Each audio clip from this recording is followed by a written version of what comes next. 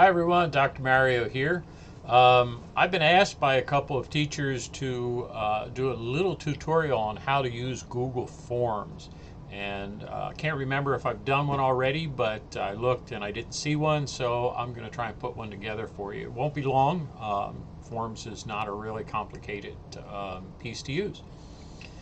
So to find it, I'm in my Drive, and I'm just going to go over here to my Waffle. I can go to my Waffle from my classroom, from my calendar, a bunch of different places. Anytime I'm on uh, uh, Chrome, I can go into my Google Apps through my Waffle here. I look for this called Forms. It may not be in your upper section. You may have to scroll down to find it. But once you do, it's this purple icon that says Forms. You just click on it. And you get a choice of a whole bunch of stuff. They have assessments and course evaluations and contacts and blank quizzes. The quizzes is pretty good. It's a really easy one to use. Um, so to create one from scratch, which is what I'm going to do here, which is good for surveys and things, we're going to click on the blank one. I also use this for exit tickets. So let's title it exit ticket, and tomorrow's date, which would be 01 08 21. And let's say it's technology. So there's our exit ticket. And you'll notice up here it still says untitled until I click on it, and then it'll add that title right there. So let me fix that E. There we go. Fix the E up here. Good. All right, so you can use a form description. So type in here for ECS 5th period on Scratch race to the finish. Okay. Ooh, one too many T's. I keep doing this. My fingers aren't working as well as they used to. Okay, so 5th period. And that tells me what this was for. So this is an exit ticket. Now, this is pretty easy to do. So I have an untitled question right here, and I can click on this, and it'll open this up, and I can say question like, explain the purpose of the if, oops, oh no, the if then else coding block. And I can leave this in as a long answer. So this could be a really simple thing. It could, give me a thumbs up, thumbs down. You can put anything in there. Now the nice part about this is it will automatically, looking at the length of my question, suggest what should be here. If I wanted to change it to multiple choice, I could. And it will give me different options. And I can click on option 1 and say, it makes decisions. And I can add another option by just clicking on this. And I have option 2. It wonders who is at the door. Or I could put whatever in there. And then my students can now, when they get this, click on which one that they would like. I can leave this as a required question. And I will add in, say, another one. I can add another question. I do that by clicking on this little plus sign here. And let's say I want their name. That's going to automatically change from multiple choice to short answer. And let's say I want tell me up or down. for today. And my students know up or down means yes or no. So I can do a multiple choice, or I can do a drop down that says up or down. And option 1 could be up. Option 2 can be down. Option 3 could be sideways. And then they'll have those choices on their drop down.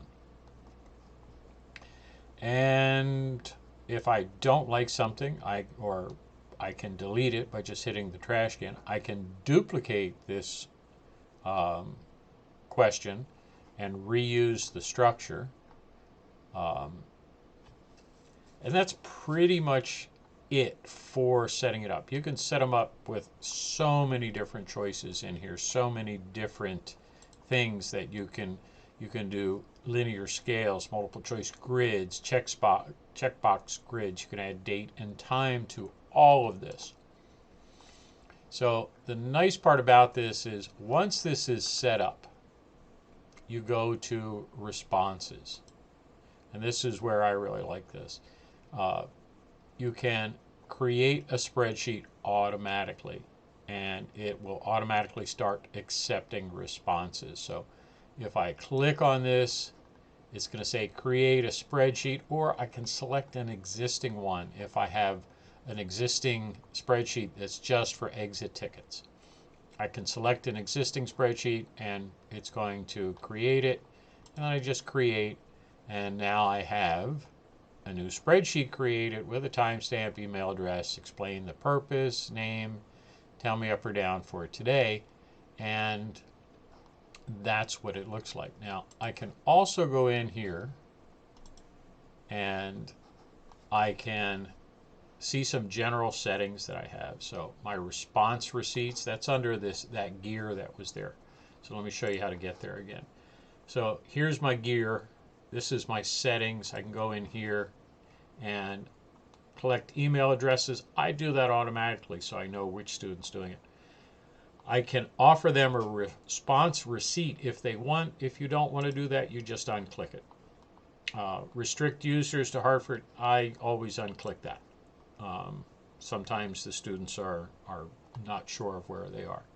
Presentation, show the link to submit another response. I usually use that there, and I really don't bother with the quizzes, and then I save it. So those are the setups for this. I can customize the theme. I can preview it. So this is what the students are going to see. So let me go back and show you what that looks like over here. That's this little I for preview. So I click on preview, it's going to see what they see. So I'm going to go ahead and put in my name or my email, and I'm going to say it makes decisions, and I'm going to say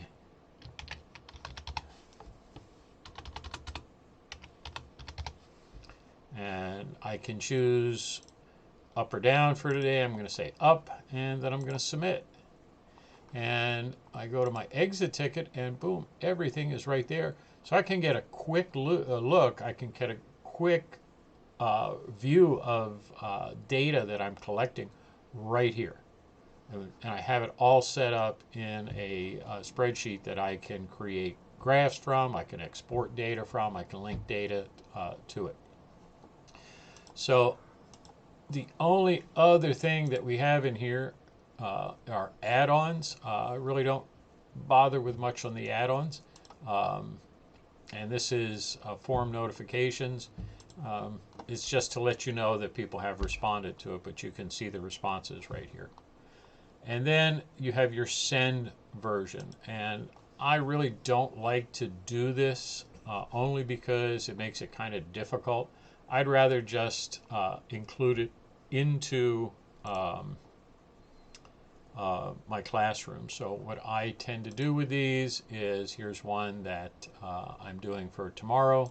So if I look at this and edit, you'll see that I have a grading submission form added on to the bottom. And this is something where my students will go in and enter their email, their answer, what the challenge is, and then choose 1 to 4 on different things, their effort, their construction ability, what they feel about themselves 1 through 4 on this. And the 1 through 4s align to a self-grading rubric that they use. So this allows me to collect data in real time to be able to see, as the students submit their work, what areas I may have to improve on. If their effort is low, they all have 1s or 2s for effort, then I know that maybe the challenge wasn't that difficult. If their effort is, or if their understanding of the idea is all 4s, meaning that they all really understand it, then chances are, I either met exactly what I wanted to do, or it was way too easy for them. So that's what I wanted to show you guys today. Like I said, it wouldn't be very long. It's not really hard. Give it a shot. You can't really break it. So give it a shot if you want to create an exit ticket, or a survey, or something where you can get that information really quick in real time, and maybe turn it from a spreadsheet into a graph so your students can see it. So that's it, and I'll see you next time.